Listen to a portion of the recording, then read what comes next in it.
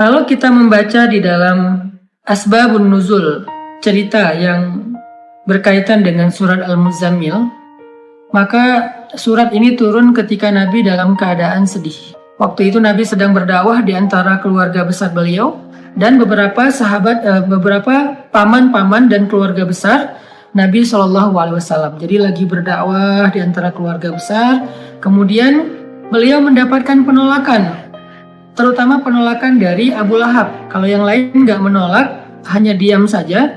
Kalau Abu Lahab menolak dengan kasar, menolak dengan marah, menolak dengan menghina, mencela, sampai ngata-ngatain Nabi, engkau itu anak yatim, kamu harus tahu diri, kamu itu siapa yang selama ini membesarkan kamu, kami adalah paman-paman kamu, seandainya kamu mau mengajarkan kami lebih tahu daripada kamu, karena kami lebih tua, kami lebih banyak pengalaman, kami.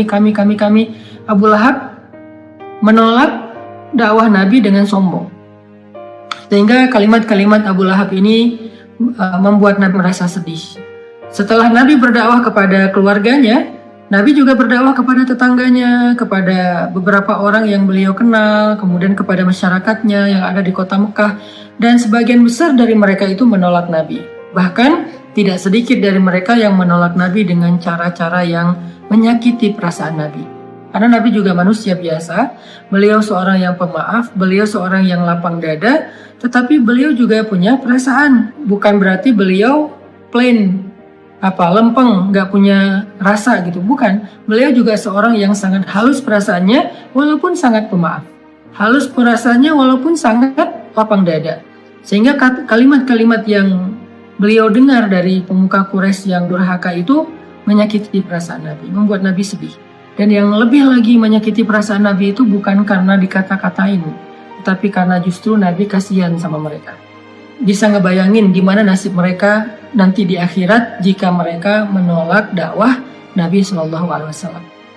Sehingga dalam keadaan yang seharian Nabi lelah berdakwah, keliling ke sana kemari ditolak, ketuk pintu rumah nggak dibukain, datang ke sebuah tempat yang kerumunan orang diusir, Nabi diperlakukan seperti orang yang hina, seperti orang gila, semua menjauh dari Nabi. Sehingga Nabi pulang ke rumah di malam hari setelah seharian capek, dalam keadaan berkeringat, dalam keadaan kotor karena dilempari.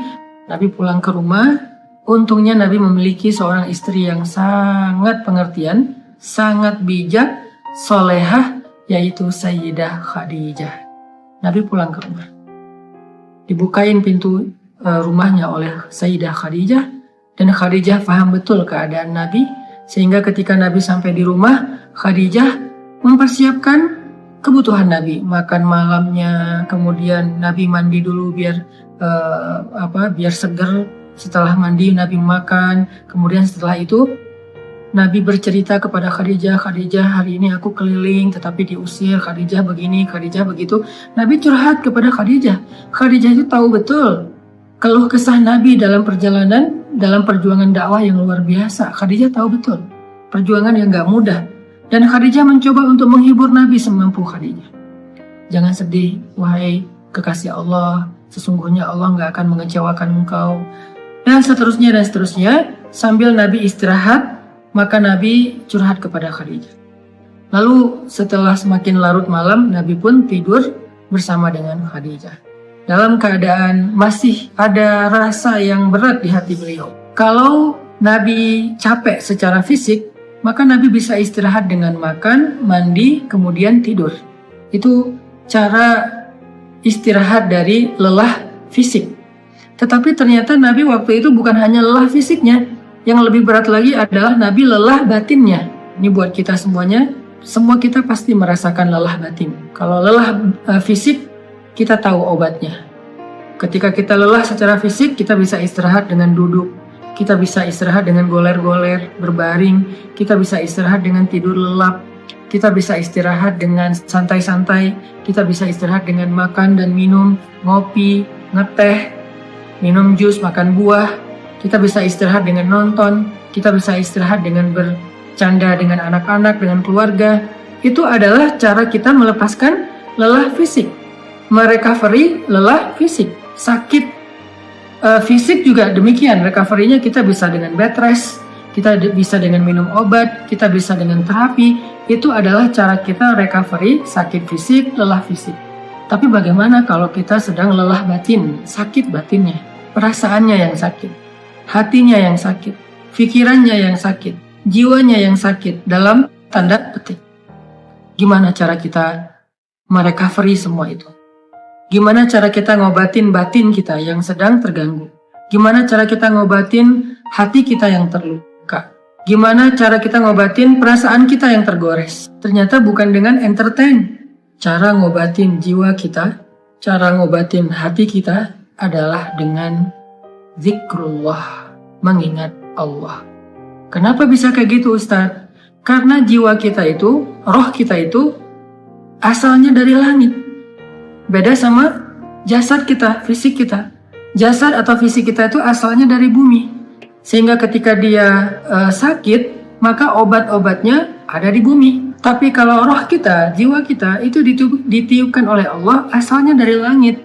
Sehingga kalau dia ngerasa sakit, terganggu, maka obatnya ada di langit. Apa obat yang ada di langit? Zikrullah, mengingat Allah. Banyak orang yang salah paham tentang ini. Dia sebetulnya nggak lelah fisik. Kalaupun lelah fisik, nggak terlalu lah. Yang lebih lelah itu sebetulnya jiwa dia. Yang lebih lelah itu sebetulnya hati dia. Yang lebih lelah itu sebetulnya pikiran dia. Yang lebih lelah itu sebetulnya perasaan dia. Maka dalam kelelahan seperti itu, dia mencoba untuk merecovery-nya dengan cara jalan-jalan, dengan cara nonton, dengan cara entertain, dengan cara goler-goler, dengan cara tidur lelap dari pagi sampai sore, malam sampai pagi lagi. Dia pikir dengan begitu dia bisa melupakan rasa sakit hatinya. Ternyata setelah dia melakukan itu, lelahnya gak hilang. Beban di hatinya itu gak menjadi ringan. Luka di perasaannya itu gak menjadi sembuh. Kenapa? Karena dia bukan sedang lelah fisik, dia bukan sedang capek secara fisik, dia bukan sedang sakit secara fisik. Dan itulah yang terjadi kepada Nabi SAW. Sehingga ketika Nabi pulang ke rumah, Nabi capek, tapi yang lebih capek lagi perasaan dan hati beliau. Nabi istirahat bersama dengan Khadijah, Khadijah menyiapkan air hangat, Nabi makan bersama dengan Khadijah, Nabi curhat sedikit kepada Khadijah. Setelah itu Nabi tidur. Karena Nabi berharap dengan tidur, beliau bisa merecovery lelahnya beliau. Ternyata Allah tahu, Nabi bukan hanya butuh tidur. Ya, seseorang butuh tidur untuk recovery lelah fisiknya. Tetapi bukan hanya fisiknya yang lelah. Nabi juga merasakan lelah yang luar biasa hatinya. فَلَعَلَّكَ بَاخِعٌ نَفْسَكَ عَلَىٰ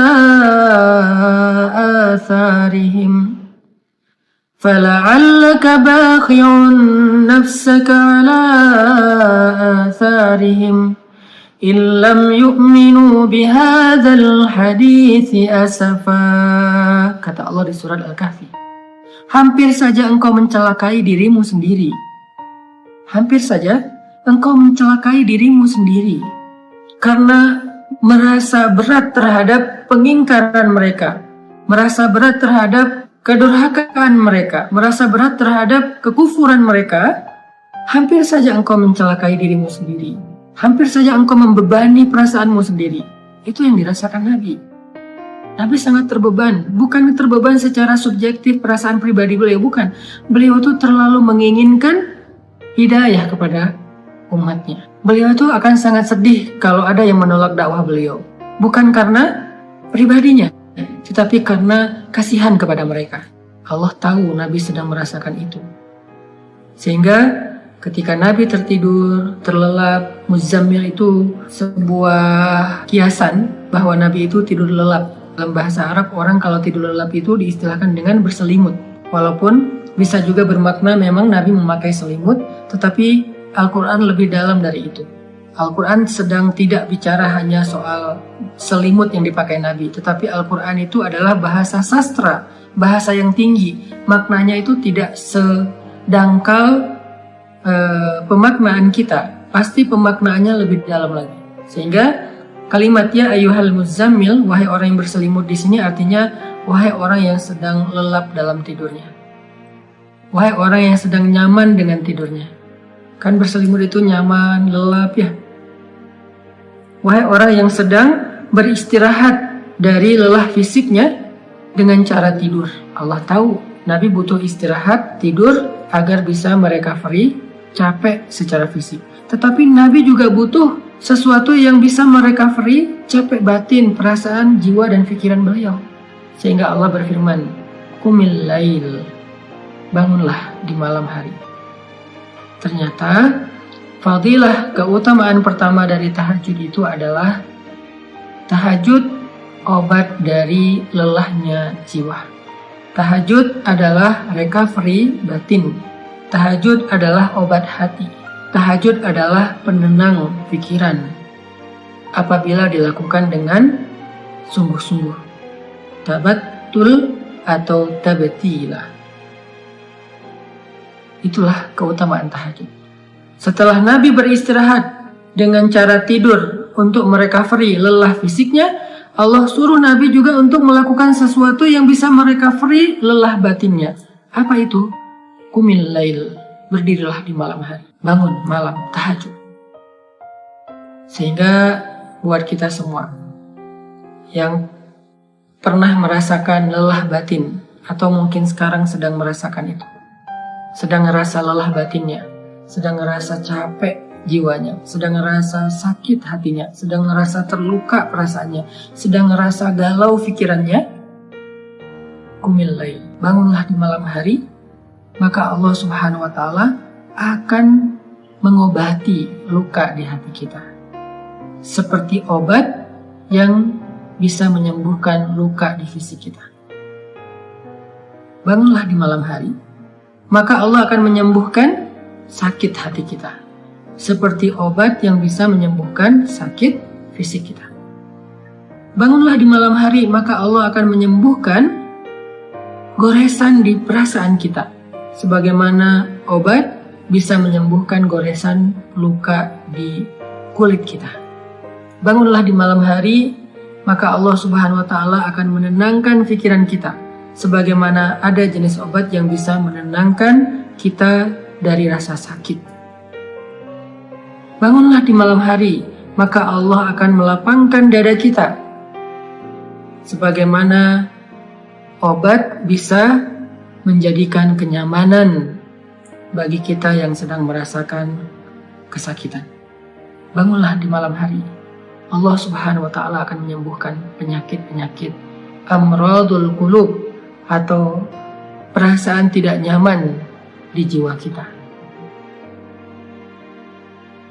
Itu fadilah keutamaan pertama dari tahajud atau tarawih apabila kita melakukannya dengan benar. Jadi sekarang kita jadi tahu recovery yang kita butuhkan itu ada dua. Ada recovery fisik, ada recovery zahir, ada recovery jasad kita, tubuh kita, ada recovery jiwa kita, batin kita, perasaan kita, hati kita. Recovery fisik dengan istirahat, dengan tidur, dengan makan, dengan ngopi, dengan ngeteh, dengan makan buah, dengan minum jus, dengan entertain, dengan nonton, dengan jalan-jalan, dengan bersenda gurau dengan keluarga. Itu adalah recovery fisik. Sedangkan recovery batin, jiwa, perasaan, dan pikiran kita, hati kita, dengan zikrullah. Dan zikrullah yang paling baik itu, di antara sekian banyak zikrullah adalah qiyamul lail, sholat malam. Kenapa? Jawabannya ada di ayat ke-6, inna nasyi'atal lail asyaddu wat'an wa aqwamu qila. Karena malam hari itu lebih menenangkan buat kita dan lebih mudah untuk khusyuk. Itu fadilah pertama dari tahajud atau qiyamul lail atau salat tarawih.